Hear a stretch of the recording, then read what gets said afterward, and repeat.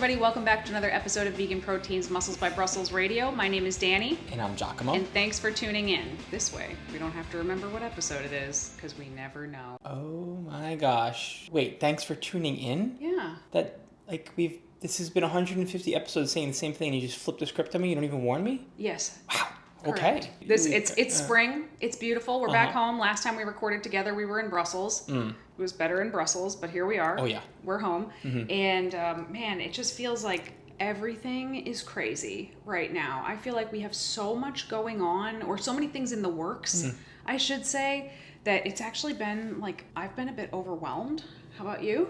I liked the little break that we had across the pond in Europe because it made me forget about my own existential worries and concerns for a minute. And I feel like I came back and I was a little less concerned, but then I was like, oh my gosh, I can't stop doom scrolling. And I usually pride myself on being able to not do that. Interesting. Yeah, and not that I really got back into it, but I was like in a rut, like I couldn't stop it. I didn't know that. That's interesting because I've actually been better, I think, about doing it less. Which also means I've been on Instagram less. So sorry, guys. So many of you have tagged me in stories and I have just missed them completely because I just haven't been on there as much. But I think it's been pretty good for my brain. And we've been leaning pretty heavily into YouTube. Some of our YouTube videos have done really well lately, particularly like food related ones.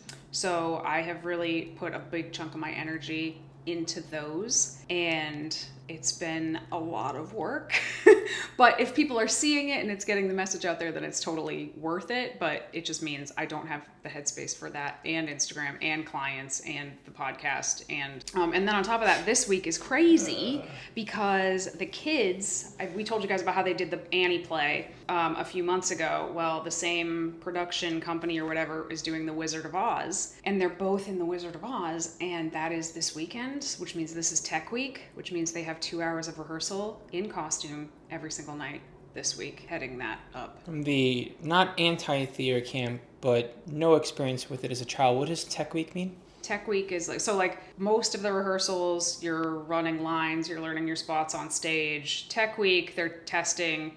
First of all, they're in costumes to make sure there's no problems with the costumes they work. There's lighting, there's music, like they're testing the speakers, the PA systems, the microphones, the props, making sure it's like running straight through. And I mean, those are really crazy weeks when you're in high school or college or an adult. Let me tell you what it's like with 5-year-olds. Most ridiculous moment from your childhood with theatrics and theater and acting and all that, or something memorable. I'm super curious.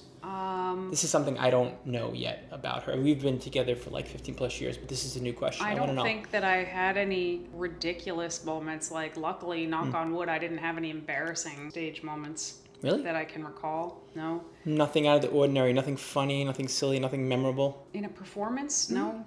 Thank God. I mean, that's what they say, practice till you can't get it wrong. I did sing for the whole city of Haverhill one time. Yeah, you have told me a little bit about that. And then that was on the front page of the paper, and it was really funny because I had gotten bangs that day, and I had never had bangs before. And someone told me I was on the front page of the paper, and they bought me the paper, and I was like, where? And they were like, dude, it's you. You're the only one there. But I didn't recognize myself because I had bangs. That's cute. Yeah. Okay, so Dani and bangs after performing for the city. Yep. Gotcha. Anyway, this is today's podcast topic is a really big one, and I'm hoping we're going to be able to do it some justice.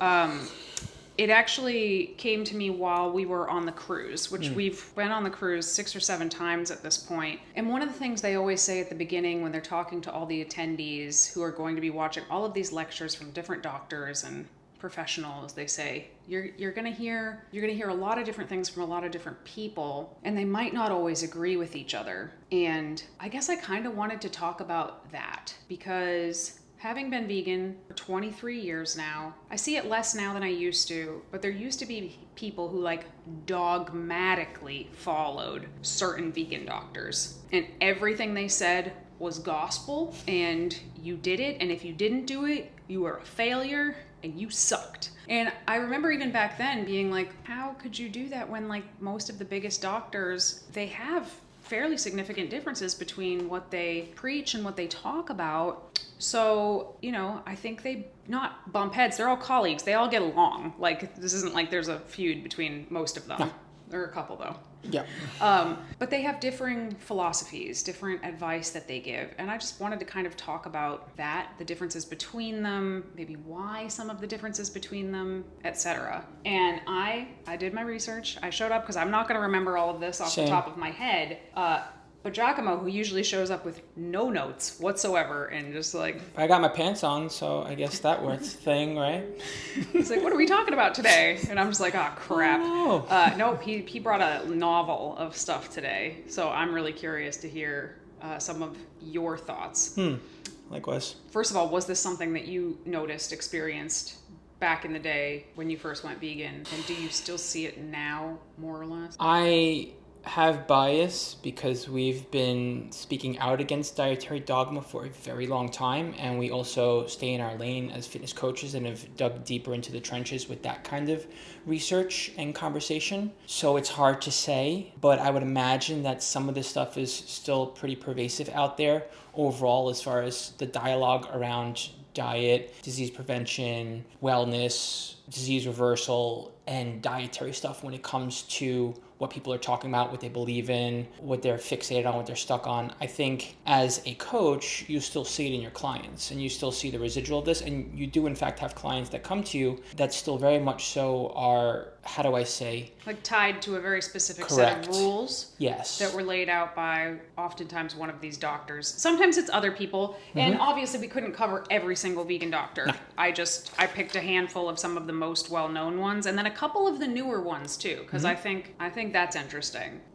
Do we want to start by just kind of going through each of these doctors and kind of discussing them a bit? Sure, why not? I like it. Okay. I feel like we should probably start with McDougall. Okay. Rest in peace. Dr. John McDougall, he passed away last year. But he, I think, was probably, at least of my list here, I think he was the first. And a lot of you guys will likely know him from the starch solution. For many people, that was their like introduction into the quote unquote wellness world in the first place. Did you have any personal experience with him at all, Giacomo? Nothing personal, no. Outside of running in similar circles when we were out there promoting veganism or whatever. Right, but I mean like back before you did this for a living, like did you read the starch solution at all? Okay. You? Not back then, no. I didn't. Okay. I was not seeking out information from doctors. At the same. time, I could not have given Kind of. single crap about my health at the time. I went vegan for animal reasons. True. And then I got straight into fitness, which whether we like it or not often jumps right over health and goes into its own sort of territory. Yes, it does. So he actually started doing his interventions with people in the 70s. That's over 50 years ago. And he is or was a board certified internist. Preached the starch solution, which if you guys don't know, it's exactly what it sounds like. It is primarily built around starches, rice, potatoes, grains, vegetables. Not vegetables, actually. Fruits and vegetables were kind of like sidekicks to the grains. It really was like carbohydrate-based diet, Right. no fat. Right. No fat whatsoever, no added oils, nuts, seeds, anything like that. And it was specifically to intervene to help prevent chronic disease. Yeah, And very dietary based, yes, his approach, yes. as far as his messaging was concerned. Yeah. And even though he started this back in the 70s, I still meet people today who are reading or following or attempting to follow the starch solution diet, because even though I think he initially started it to help with chronic disease, it became a weight loss thing, heavily weight loss. Adopted his ideas in weight loss circles. No, it just became like, oh, you want to lose weight? You do the starch solution. You just eat carbohydrates. But was McDougall himself and his camp promoting that? Yes. Okay. Yes, weight loss books. I think the starch solution is actually a weight loss book. Gotcha. Okay. Actually. So he started focusing himself on promoting weight loss. Gotcha. As opposed to wellness. Which, of Got course, depending on the person, weight loss I can can see that though. help prevent certain chronic diseases. Starchy carbohydrates are satiating. And they are satiating. And plain carbohydrates without fats or the proteins are low in calories too, right? So for people coming from a more standard American diet style of eating, going to just basically eating potatoes, they're probably going to lose weight. And this, of course, flies in the face of this idea that a high carb diet means you can't lose weight or it's going to give you diabetes. So I think in some regards, like, it was in fact like helpful and kind of paved the way for some other plant-based folks. But obviously, I think it would go without saying, Giacomo and I recommend this diet to anybody. I can't think of anybody that I would recommend it to. Well, think about all of the unintentional rules and restrictions you'll wind up placing on yourself, even if they're not saying do it this way only or else, right? If you're going to avoid non-starchy carbohydrates, that's going to be problematic real fast. If you're going to avoid non-starchy carbohydrates. Right. Okay. Yeah. I think that we talk about weight loss a lot, given what we do. And if you are losing weight, especially significant amounts of weight, and severely under-eating protein, you are going to be losing so much muscle. Like, the scale's going to go down. You are going to lose so much muscle, and that might leave you in a less healthy position, depending on where you started. What's the word on beans when it comes to beans and starchy carbohydrates? Where do those fall in starch solutions? I didn't actually check, but I don't think that they're a major player. I'm sure that they were allowed, but I don't think that they were a major player in his, maybe they were, actually. I'm not 100% sure. It's here somewhat in the messaging. I'm looking at my stuff too over here because I don't remember all this stuff off the top of my head either, and some of the stuff I'm aware of and familiar with. Corn, beans, other starches. So it's I guess, one starch. But still, if you're eating a plate of just carbs, and even if those carbs are beans, if you're eating that all day, you're gonna be having a bad day for the most part. But I also think that part of his mission was to help people avoid the medical system, which I think is kind of a lot of what the wellness community is based on, is not needing doctors or prescriptions or this or that. And I have a lot of gripes with the wellness community. Yes. But there's also some good things in there too. So I think we got to give credit where credit's due. I think he probably introduced a lot of people to plant-based living. Yeah, agreed. But he's not without criticisms. I would say that many of his colleagues, some of these other doctors we're going to talk about, many but not all, because you'll see there's kind of two camps. That's what I noticed going through this. Oh yeah? Yeah. I got 5 different buckets. I don't know that I have different camps, but I could see where different doctors are buddy-buddy, not necessarily in terms with one another, but their messaging is sort of interwoven. The thing that I noticed with the dietary messaging is that those kinds of doctors often lean in so heavily on talking about diet that they wind up blaming a lack of eating a certain way as the reason why people are not getting results or they're not healthy, yada, yada, yada, even if it's unintentional, which I would imagine often, or at least somewhat often it is. Interesting. Yeah. Well, I'll see if you can pick up on the camps that I found. Sure. So one of the things his colleagues would criticize him about was being extremely anti-fat, like anti-dietary fat, no dietary fat. And a lot of people found him to be just brash or blunt or argumentative. I never met him. I don't know. He may have been a very lovely man, but I know those are some of the criticisms. Gotcha. There. Yeah.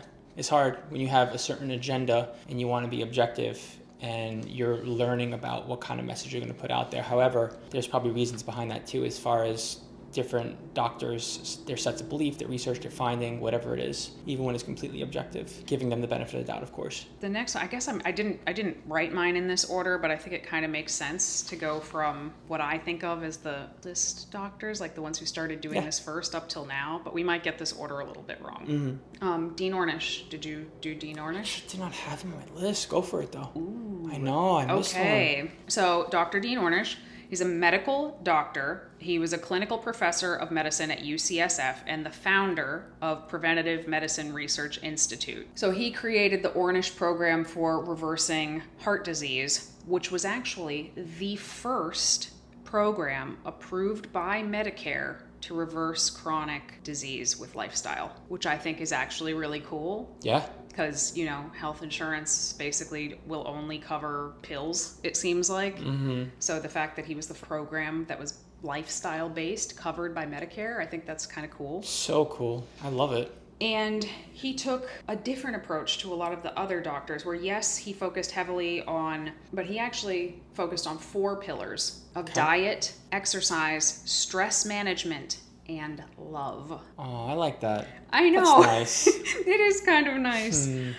So he believed that like those 4 things together could reverse heart disease without drugs, without surgery. And I really do like that. I like that it's a full holistic approach. I mean, you can absolutely see where people would kind of make fun of the kind of kumbaya vibes of the whole thing. Oh yeah, totally. But I think what he meant was diet, duh. Exercise, duh. Stress management, it might not have been duh back then, but I think it is now. We have enough research to show that stress is very dangerous. And love was more like your social environment, your connections with your community. Huge. Which, yeah, there's a lot of research to suggest that's very healthy. I went through that personally with my father throughout the medical system, and I have to say, although there was much evidence and science behind all the treatments, and it was very heavily intensive with pharmaceuticals and experimental drug trials and this and that, time and time again, it was all about managing someone's emotional wellness and managing their stress levels. It was even inside, they literally had staff on board just for that very reason, because it can in fact make a huge difference in someone's ability to respond well to treatment, to heal, and arguably if they're doing the right things outside of the treatments, that can make a huge difference in their ability to change and do things well. Yeah. I think connection to community is really important. I've gone through stretches in my life where I've had a ton of it, and I've gone through stretches in my life where it feels like I have none. And there's no question where I feel better, where I feel more hopeful, where I feel more powered. So I really do like that. Now, his dietary advice left some things to be desired, in my opinion. Let's hear it. Apologies for all the throat clearing guys. So it was also a very low fat diet, fewer than 10% of calories coming from fats. And of course, that was not oil, right? He stated the number 10%, as in it was Under 10% or lower. Yeah. Right.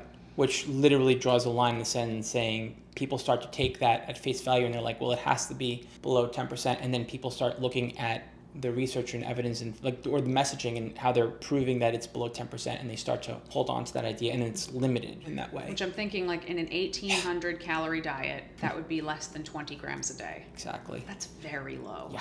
That's really, really low. Not great. But again, if I think back to like this time period, I feel like that was kind of the zeitgeist, was just like fat is bad, fat is bad, fat is bad. But carbohydrates were like totally fine. I mean, in actuality, they're all fine. They're all healthy in the right dosages from the right things, right? So he initially started working largely with heart disease. Again, heart disease seems to be a very strong thread through pretty much every single one of these doctors, which I think really speaks to how powerful a plant-based lifestyle is for preventing I have a couple heart outliers, disease. also diet stuff like bariatric surgeons and stuff like that, but the vast majority of them, cardiologists, yes, slash surgeons. But he did eventually get more into like preventing cancer and preventing Alzheimer's. And some of the criticisms were that he leaned too heavily on diet relating to things like cancer and Alzheimer's. As in causing it. Right. Gotcha. Like you could eat a certain way and prevent Alzheimer's. Right.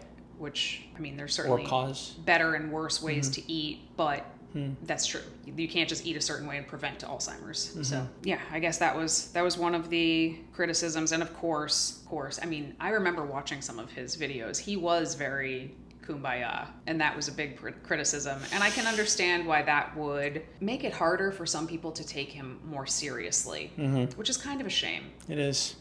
Because what do you want? Someone that's flat and dry, completely objective? At some point or another, you have to have inject a little personality if you want people to actually listen to what you're saying. Plus the whole idea of creating community and bringing people together and leading from a place of, hey, love. That's kind of cool.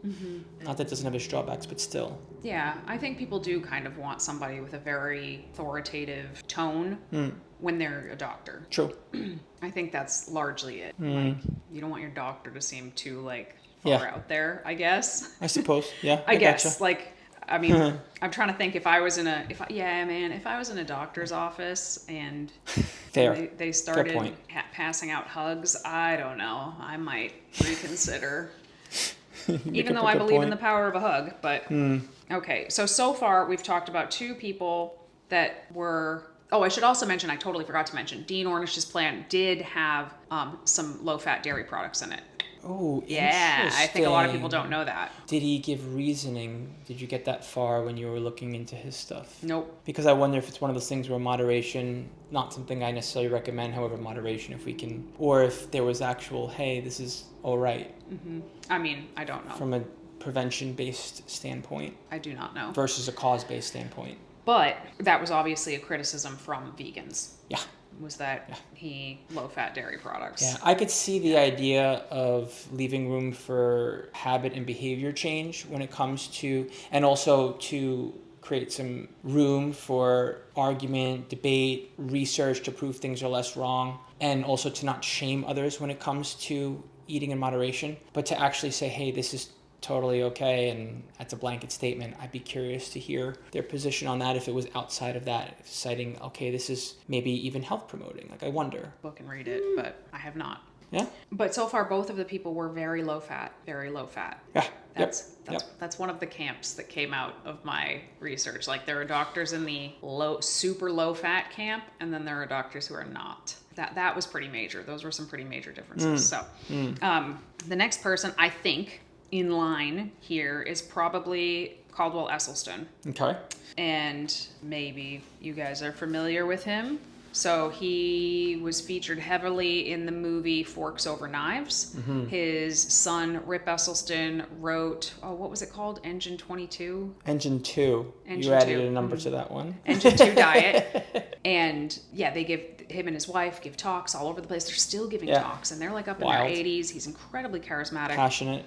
Very passionate. He actually worked with my stepdad because my stepdad had pretty intense heart disease. And he is a medical doctor, a cardiothoracic surgeon, so literally a heart surgeon, who developed a protocol to help people and reverse heart disease. I will never forget the quote from Forks Over Knives where he said, "Heart disease is a toothless paper tiger that need never exist."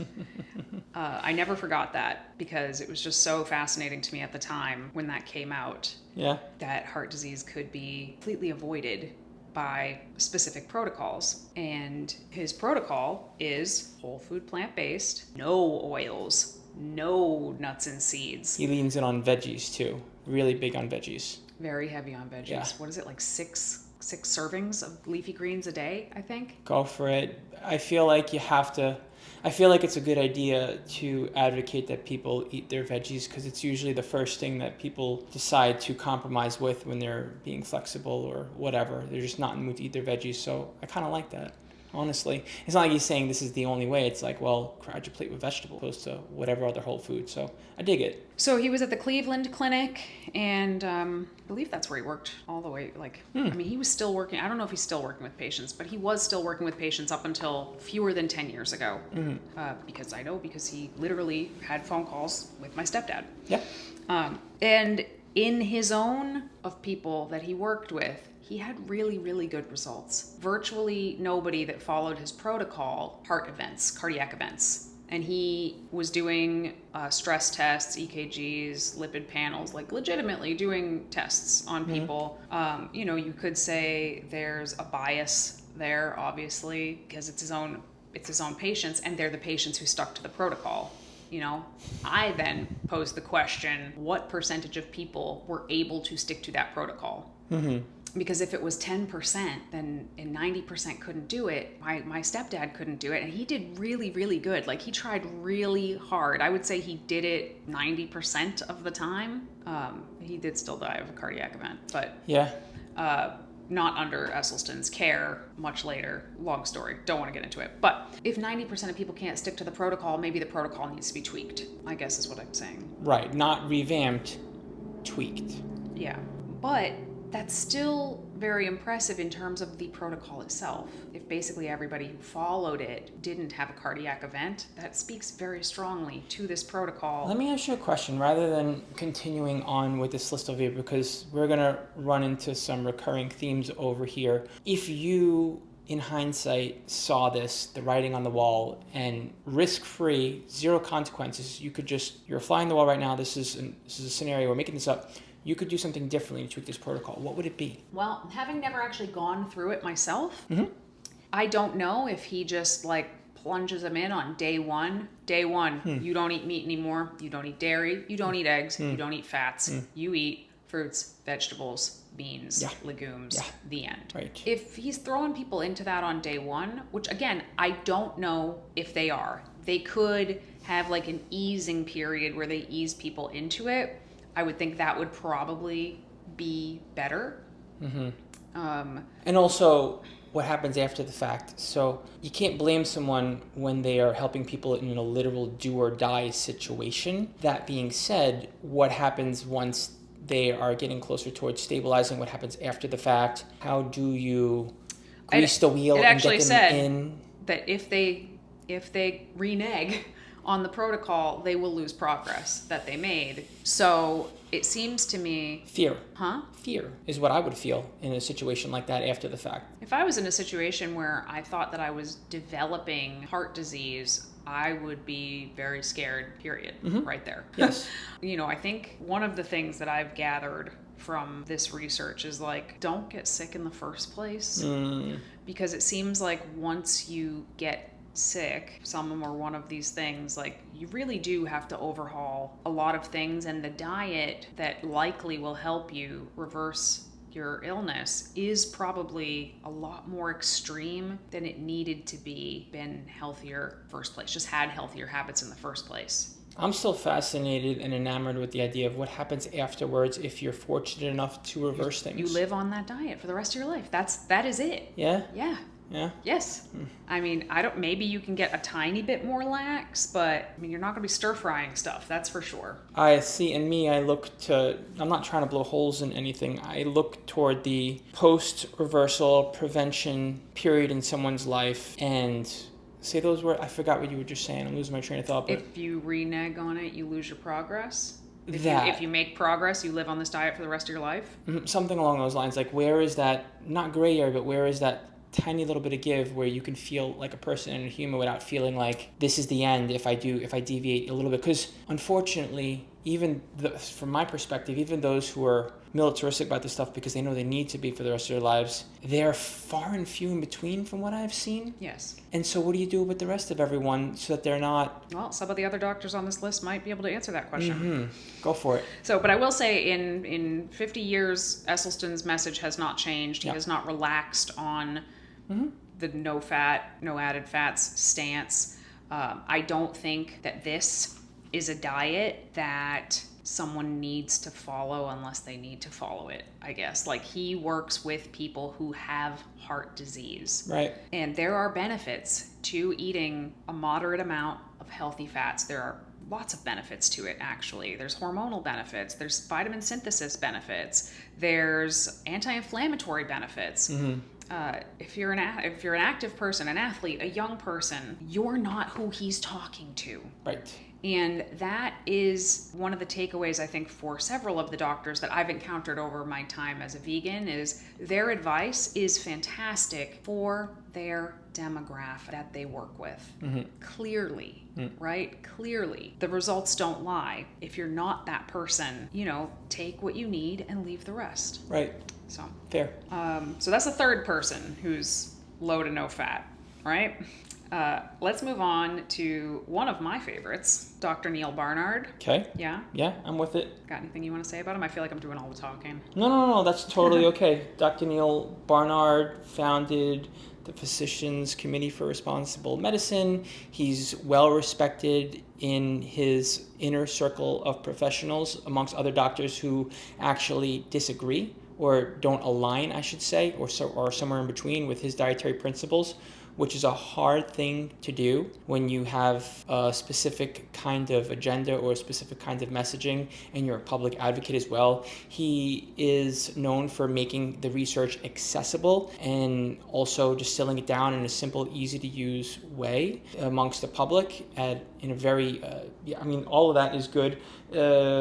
He's known for promoting diet when it comes to health, but unlike some of the others that we are discussing, he promotes a flexible approach. So he leaves a little bit of room for transition, change, people coming from different sets of beliefs and whatnot. Accomplished dude overall in terms of getting people to make some changes, not ignoring nuance, allowing room for conversation, putting the information out there. And obviously he has his own credibility as far as his work outside of his associations with other doctors. So honestly, from what I can see over here, I'm a fan. I also like the fact that he says that diet is not a cure-all. Yeah. Which is really, really cool. Yeah. Yeah. Diet is not a cure-all. Mm-hmm. It can be a cure a lot. It can be an improve a lot. Yeah. Improving your diet can improve so many aspects of your life for sure. But I feel like when a lot of folks come from this stance of diet is the thing, diet is the medicine for you, if someone does it and then they don't get better, they feel like they did something wrong. And they may very well have not done anything wrong. So it just leaves them feeling like, well, what's wrong with me? Why didn't this work for me? So Neil Barnard might be my favorite person on this entire list, actually. I've been to many of his lectures. I love listening to him talk. I think the fact that he does leave room for imperfection, like just recognizes that people are imperfect and they're not going to follow exactly what you say right on day one. And, where is the line that if I cross this, then I'm in like rough territory health-wise? Where is it? I really like that about him.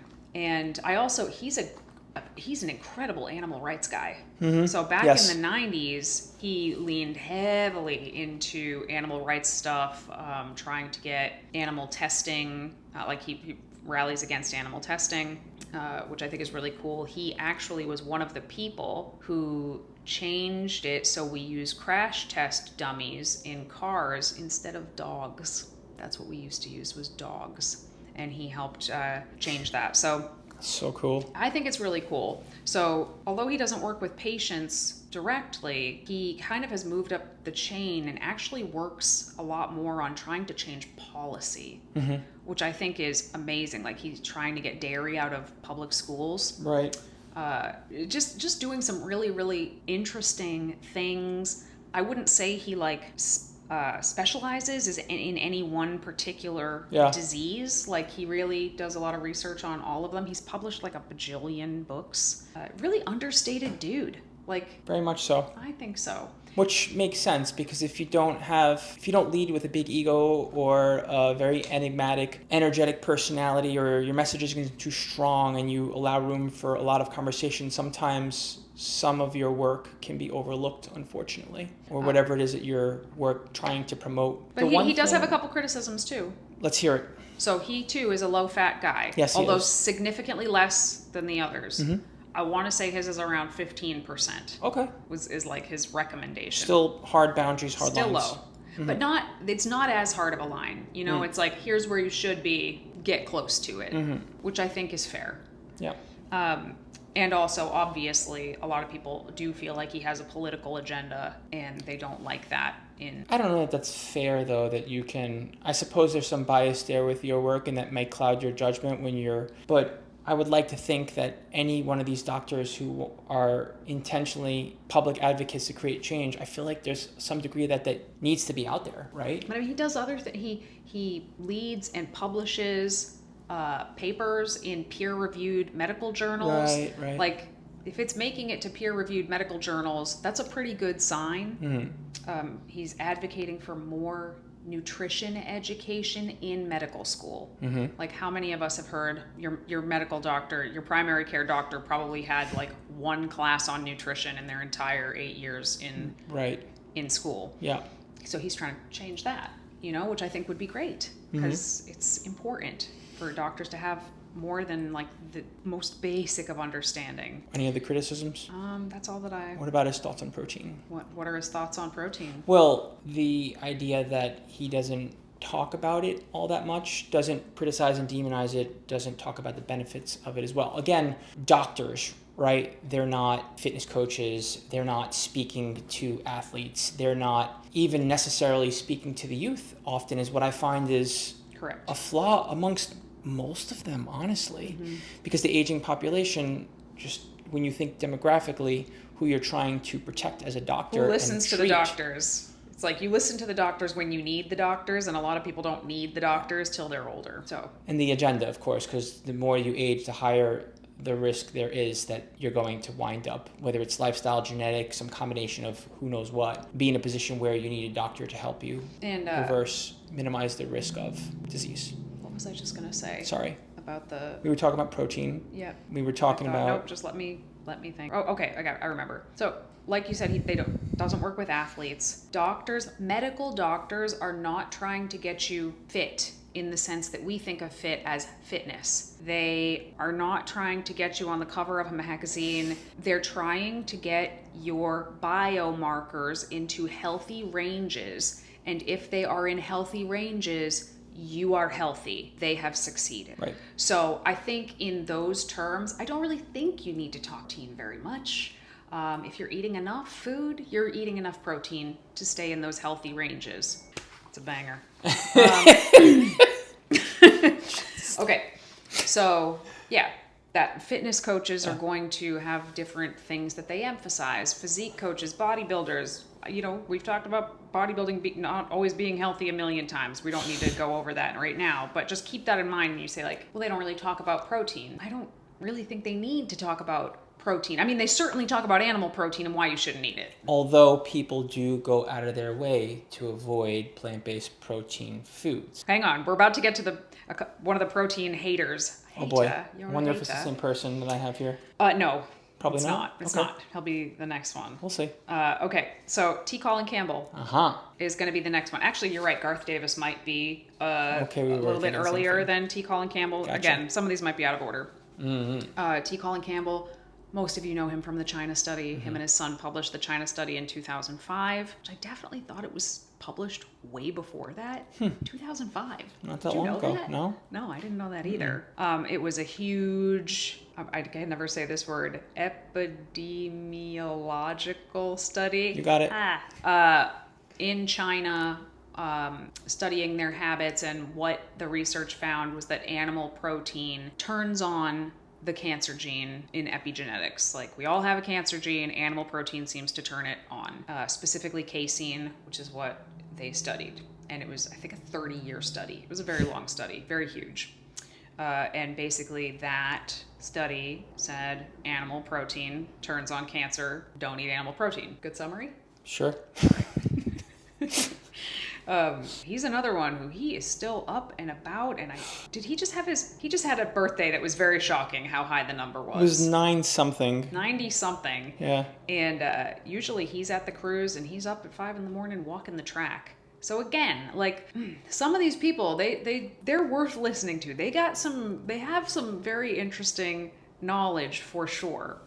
But I think that was mainly his biggest takeaway, was whole food plant-based diet, no animal products was the best way to avoid getting cancer. And that study was very, very impactful on a lot of people. I think it was the catalyst for a lot of people to make a change. But that study, I think it was so popular that it came under fire a lot. That study got a lot of criticism over the years, and you can still find videos of it being quote unquote debunked today. There's nothing else to compare it to, though. I think that when you're looking at a study of that size over that amount of time, yeah, you're gonna find flaws in it. Like, you can't do these studies perfectly. You cannot isolate for all of the variables. If you want to study groups that large, it's far from a perfect study. A lot of people just say correlation does not equal causation, say that pertaining to the study. Right. It's oversimplified, that it makes animal protein sound more dangerous than it is.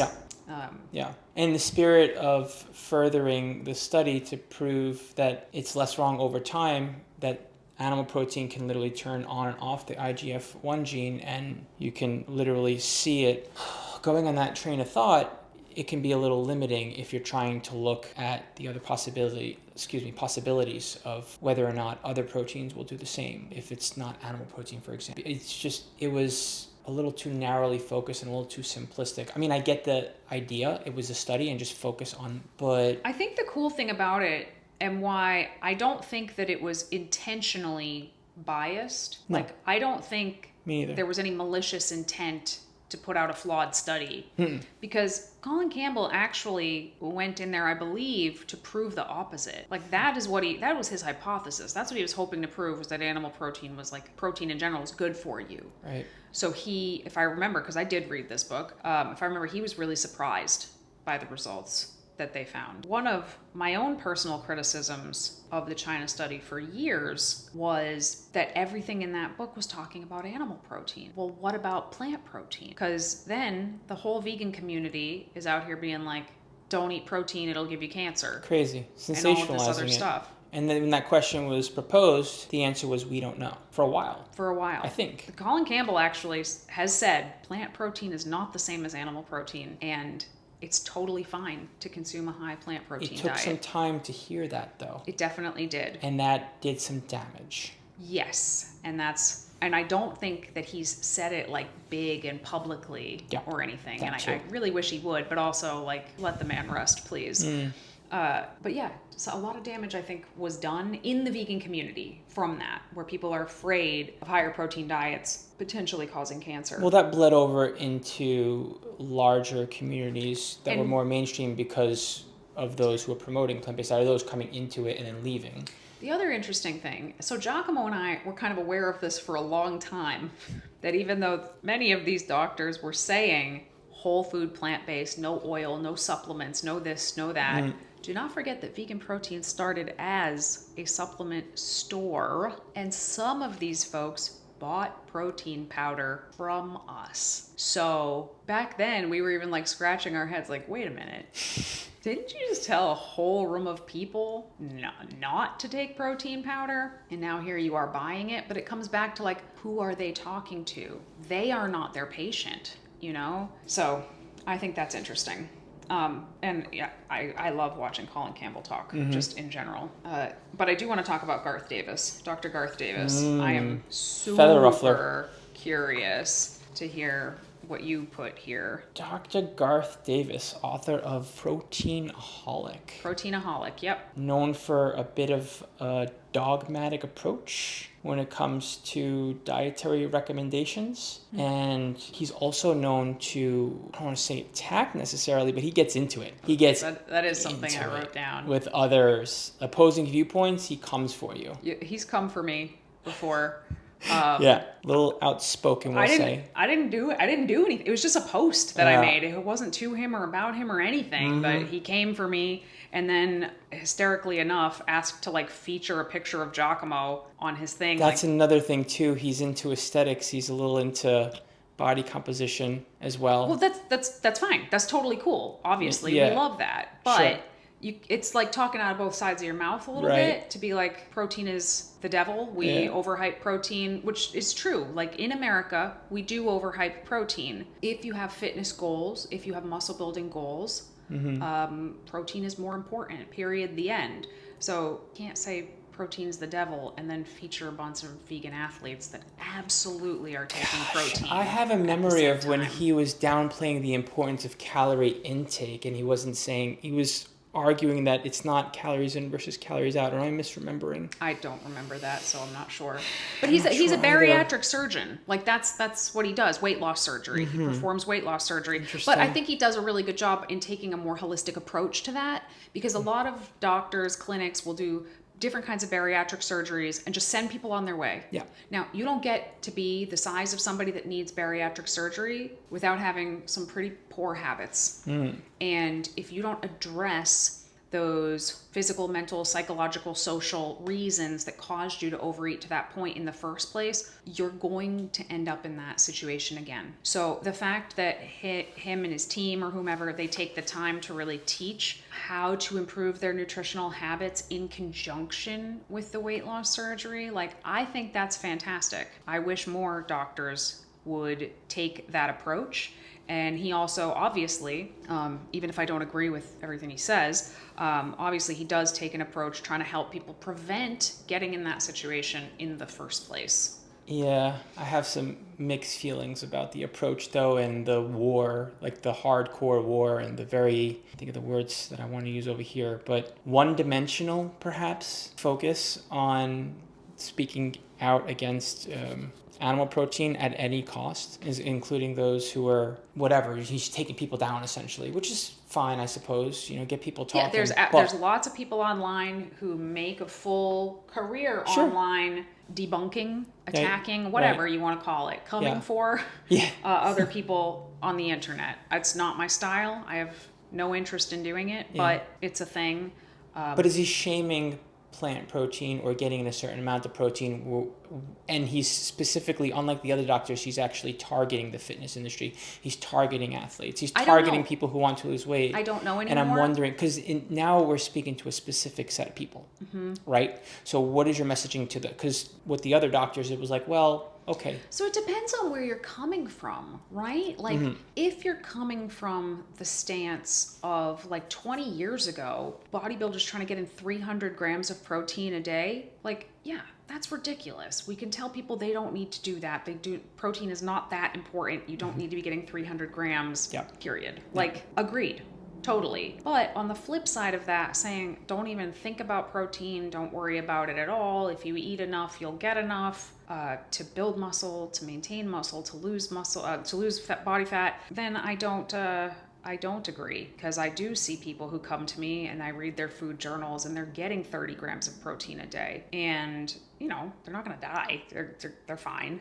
But they're not going to reach the goals that they're telling me they want to reach that. And there's things I like about him. I mean, he's an evidence-based type of guy. Like, he references studies. I think all of that's great, but I think, being evidence-based, it's a few things. It's not just the studies, it's also your own lifetime of experience as a professional. And you got to be careful with that, right? You got to be open to the fact that you can be wrong. You got to be open to the fact that you could be wrong. We've been wrong about stuff, and we'll be again. And we will be again. And we've come out and talked about the stuff that we used to think that now we do not think. I don't know. I don't really know where to go with that, but just an example of, how all of these doctors do disagree. And I did want to note, as far as my research showed me, he does still currently work with patients. And a lot of these doctors don't currently work with patients. And I think that makes a big difference. I think it's probably really easy to kind of get removed from the actual nature of human beings when you don't currently work with patients. Yeah. Like, it's easy to tell people what to do from your high horse. Sure. Not that these people are on a high horse. I shouldn't have said it like that. But it's easy to tell people what to do when you're not actually the one that has to try to get them to do it. You know? Yep. Gotcha. Anyway, so no shade at Dr. Garth Davis. It's okay if we have differing interesting personality opinions. Honestly. Okay, who should we do next here? All ears. So I think Michael Greger. Hello. I was about to say, okay, Michael Greger. So yeah, he's been around the same time period as the last two, I would say. Yep. Do we even need to do Michael Greger? I feel like he is the most famous vegan doctor currently, and probably for the last several years in the world. Yep. Yeah? Would you say so? I think so. He runs nutritionfacts.org. He is a medical doctor. I was going to say was a medical doctor, but he is a medical doctor, but he doesn't work with patients currently. He's a full-time researcher, full-time educator, full-time author. I didn't know this. Maybe you knew this? Let's hear it. That he reads every single nutrition study that's in English every year. Every single one. He reads them. Every single English nutrition study that comes out, he reads it. How is that possible? You're a full-time researcher. I guess that's possible. Interesting. So yeah, I didn't know that. I think that's pretty cool. I think that he does him and his site and his team, they do a fantastic job citing their sources. I think that's great. I think he has really got his finger on the pulse of the general. So he's not talking to heart disease patients. He's not talking to cancer patients or obese people. He's talking to the general population, which of course includes some of all of those people, but it also includes people who don't have those diseases and are just quote unquote regular people that want to get a little bit healthier, maybe drop a few pounds, etc. And I think that's awesome. He's got a simple program. He doesn't promote supplementation. He prides himself on not being focused on profit or funding. He says that diet is first, medical prevention is second. Medical intervention, is second, as opposed to saying one or the other or speaking out against something. I just want to back up. You said something like he doesn't promote supplements. You mean he doesn't promote supplement companies, right? Correct. He's not funded or backed by anyone. Okay. Just wanted to make sure, because he does recommend certain supplements. So we should be very clear here. Yes, he's not backed by any particular companies. He doesn't. So he still recommends what would be considered a low-fat diet. But again, I would consider it more of a low to moderate fat diet. It's not 10%, it's not 15%. I actually don't even know if given a straight percent. I don't love percents in the first place, but he has the Daily Dozen, right? Yeah. And I think the Daily Dozen is awesome, actually. Yeah. So it's just, eat these foods every day and you're setting yourself up the best you can. And it's not, don't eat this, don't eat this, don't eat this. And don't get me wrong, he absolutely does talk about the studies that show the problems with animal-based foods. But he also shows problems with processed foods and various types of foods that might or might not be animal-based. I like that. I think that's a more nuanced approach. I don't think he's under any illusion that everybody's going to go vegan and follow his protocol like perfectly. It doesn't seem to me. He's entertaining. Most people enjoy watching him. They think he's kind of fun to watch. I'm sure some people think he's kind of annoying, but I think he's kind of fun to watch. Yeah. There is some talk from what I researched suggesting that maybe he doesn't give enough attention to the studies or the possibility of animal products in moderation or other studies that aren't backing his bias. And it's not that he doesn't include them, like you said, he just doesn't give enough attention to it. I would agree. And I also think that sometimes he focuses really hard on kind of weak data. Like he overstates kind of weak data that is plant-based. Yeah. So, and I don't begrudge other human beings for having natural biases. We all do. But I think it's something that you should be really careful of, because I think as soon as you say, if you eat any animal products at all, you're going to be unhealthy, or even imply that, I think you really lose a lot of credibility, because we see people who do consume animal products who are healthy by all biomarkers, right? I wish they wouldn't eat them for a lot of reasons, many reasons. But to say, if you eat any animal products at all, you're going to be unhealthy and have chronic disease, I don't think that is true. I think you have a better chance of not having, but you just got to be careful word things. Does he speak more to Gen Pop, does he speak more to everyone and try to cast a wider net as opposed to his peers, for example? Yes, he's talking to the average, he's talking to the regular person. Perhaps. He's not talking in his videos. I'm sure he talks to other professionals, right? But in his videos, he's talking to the average Joe, which is great, because we need those studies interpreted and explained in plain English. But it also means that the average Joe is not going to go read that paper and recognize that, maybe that wasn't such a great study. And I never think it's a great idea to focus on single studies. They can be interesting. They could be like, this makes me think more research should be done on this. There could be something to this. But a single study, you got to prove that it can be replicated. But on the whole, I think he's great. Agreed. I think he's probably done more good for this lifestyle than any of the other doctors here so far. My last three that I have here are newer, younger. So let's start with Dr. Danielle Belardo. We don't have that one. Okay, we've met her. Okay. We met her at that thing we went to in Florida, influencer retreat. I'm still listening. I hate even saying that, but she was there. So I don't know how old she is, but she's younger than everybody else that I've mentioned so far. And she is a cardiologist. And I think I've seen interviews where she says she is the most hated vegan doctor. Oh boy. I really like her. I like her a lot. She is an active cardiologist, board certified, certified in internal medicine. She actively works with patients. And again, the people that work with patients currently, they're just going to have a different feel, right? Think about teachers that work in classrooms versus people all the way up the chain on the education board. Who do you think has a better sense of what's really going on in classrooms? Of course, it's the teachers. So doctors that are currently working with patients, I put a lot of weight into what they say about like the vibe, right? I feel that with our clients, like the vibe has changed over 15 years, and I'm sure it has in patients as well. Mm-hmm. So she is vegan herself, like ethical vegan, full vegan, but she promotes a plant predominant diet or predominantly plant-based diet, but she does not demonize the intake of some animal products. Gotcha. And I think it's for the reasons that I just said, right? About the Michael Greger studies, and like you can't just say it's always going to kill you.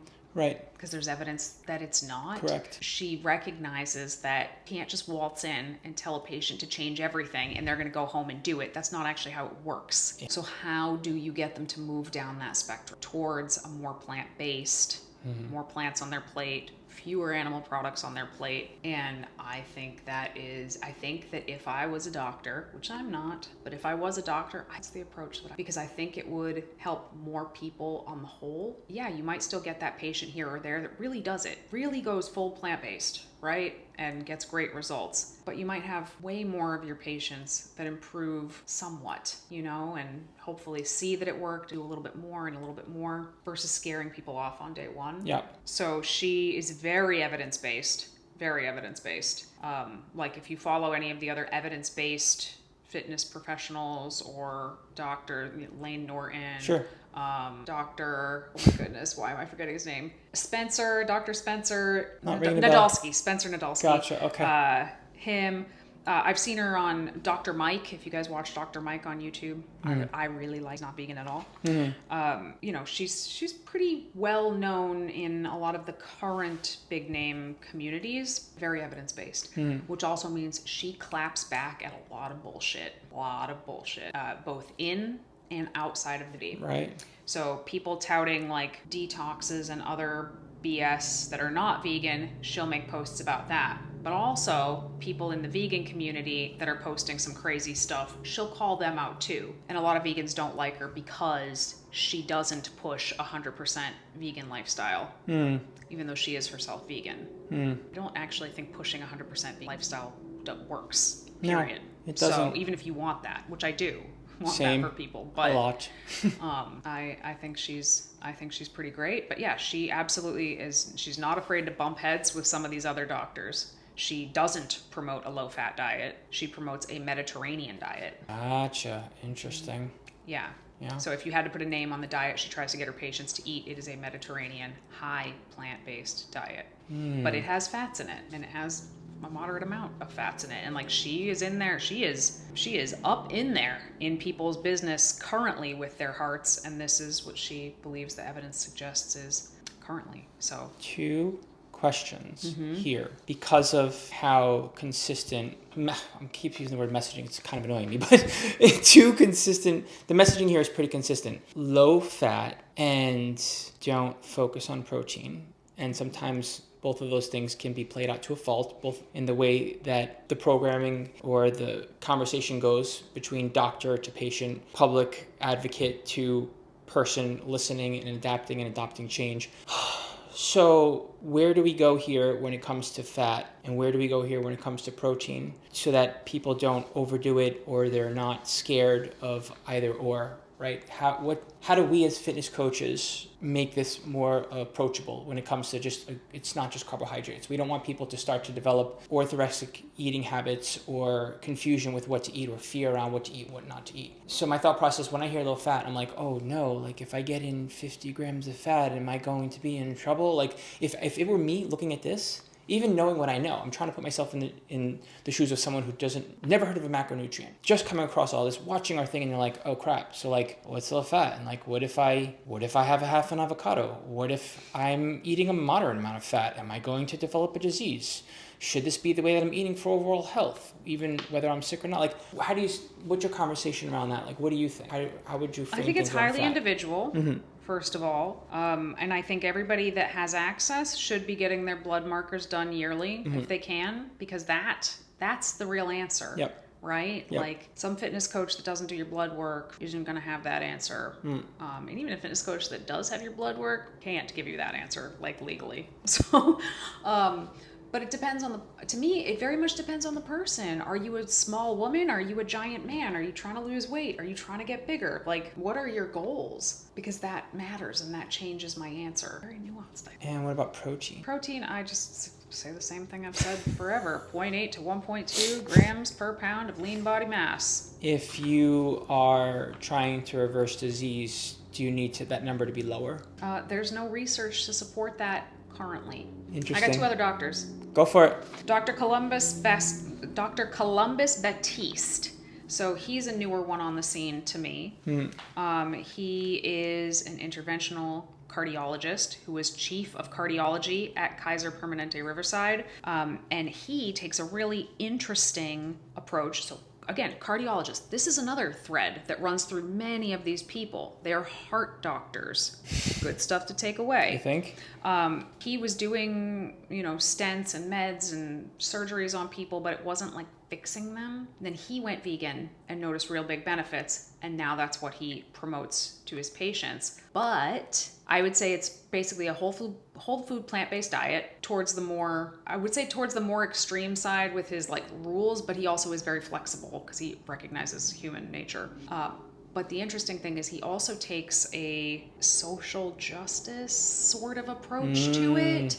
That might not even be the right terminology. Okay. I gotcha. So he has a holistic method called the Slave Food Project, exploring how health disparities disproportionately affect communities of color and how diet systems and history play a role, highlighting the structural and social barriers that lead to poor health in underserved communities, education and empowerment, especially in Black and Brown communities. So that is his audience, right? Like, yep. He is speaking to the general public, but specifically people in Black and Brown communities, underserved communities, recognizing that there are racial and historical discrepancies in healthcare and focusing on those folks. And there's research to suggest that people in Black and Brown communities get diabetes at much higher rates than in white communities. So I think his messaging is going to be quite a bit different. Even if the plan is similar, the messaging and even the source is probably going to be differently effective. But that's very clearly the approach. I have Dr. Melanie Joy doing something similar, and it's a twofold, multifaceted approach where she leans in on psychology and also politics. Yeah. Politics, different groups of people, so sociology and psychology, all of it. And that's perhaps limiting, but at least it's narrowly focused in a way where it's not quite as, you can't criticize it as much because she's staying in that specific lane and promoting. So it's overall well received, her message. Yeah. And, some of the criticisms are like, it's too political, but I'm like, that's kind of the point. Hello. So I don't know. But I think that's awesome. Yeah. I think that for a long time, veganism has kind of been an old white man's club. Yeah. In terms of who are the voices, the main voices. Well, then you have other voices like Dr. 𝐿 and Dr. Kim Williams, who frame things around individual patient experiences and individual patient outcomes, and that's what they're talking about, as opposed to the clinical work, as opposed to the studies, as opposed to trying to speak to everyone. And I kind of like that about them too, which is why their message is widely digested in a very easily consumable way where people aren't criticizing, which I like a lot. And I don't say that it's just been an old white man's club because those are the only people who are in the community, because that is not true. The more you dig, the more you realize there is a lot of diversity in some of the experts in this community. They just maybe haven't risen to the same levels of notoriety And maybe we should be working on changing that. Yeah, and I've seen some other sort of doctors, and maybe they'll remain name unmentioned, but basically there's pseudoscience out there that even if their intention is chiropractors, good, they're gonna go ahead and blow holes in their argument like crazy. Well, actually, that kind of leads me to my last one. Oh, let's hear it. I'm all ears. Okay, so this guy is rapidly becoming one of my favorites, Dr. Matthew Nagra. Okay. So he started popping up in my feed, like doing reels and shorts, I don't know, a year ago, 2 years ago. What is time? I knew he was a doctor, but what I did not know till I was doing the research for this podcast is he is actually a naturopathic doctor, which normally would gain a little side eye from me, side eye from a naturopathic doctor, because every almost every naturopathic doctor I've ever met recommends some stuff that I would consider to be pretty wild science. Gotcha. But his posts that he makes, they're very bite-sized, very digestible to the average person, clever, witty, entertaining, and evidence-based, legitimately evidence-based. So I have yet to meet a naturopathic doctor who's like literally reading up on the studies. So I think that is actually very cool. So he's in Vancouver, BC. He relentlessly debunks nutritional pseudoscience on the internet. Like relentlessly. Okay. And I said there are some people that's what they do on the internet. Yeah. They come for people who put out BS, and I respect it. I wish I had the guts. I don't. But he does. And it's really good stuff that he puts out there. And, he also will call out people in the vegan community as well. Like, he does not support the purist, 100% whole food, plant-based, no oil, no this, no that approach. He calls people out. And I'm not in an aggressive way, not in like a I'm going to insult you way, because that's never going to get my eyeballs on it. I have no interest in watching people insult each other. But just debunks it. And some of the most popular like keto, carnivore influencers out there, he is rebutting them. Rebutting? Why can't Did you just coin a word? I don't rebuttaling. Know. Is it rebutting or is it rebutting? Why can't I tell right now? I haven't heard the first one, but I'm going to start using it now. Anyway. And the posts, like, they've picked up a lot of steam. Yeah. And he also works with patients currently, which I think is important. So some of the things that I noticed. Let's hear it. Cardiology.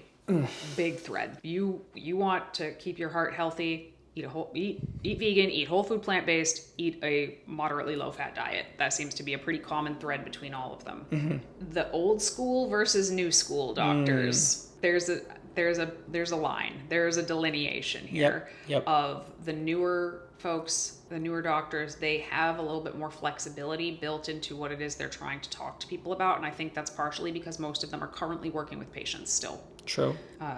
So there's that. There's just more nuance in the way they talk about things. Mm-hmm. And I don't think it's a concession, I don't think it's just that they don't have the guts to say what really works. Right. Like Esselstyn. Got it. I don't think it's that. I think it's that a hardcore 100% vegan message is only going to work very small group. Yeah. Broader message. I think it's still going to get the same number of people to 100% plant-based, honestly. But I think it's going to help way more people become more plant-based. And there may be victims along the way that had the best of intentions and weren't able to, which is the real shame of it all.